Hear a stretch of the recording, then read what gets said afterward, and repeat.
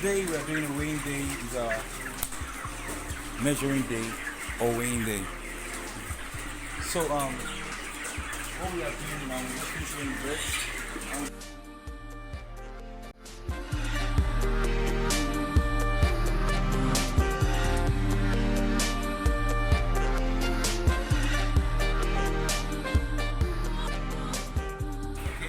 This is 1.4 and that's 1.7 averagely.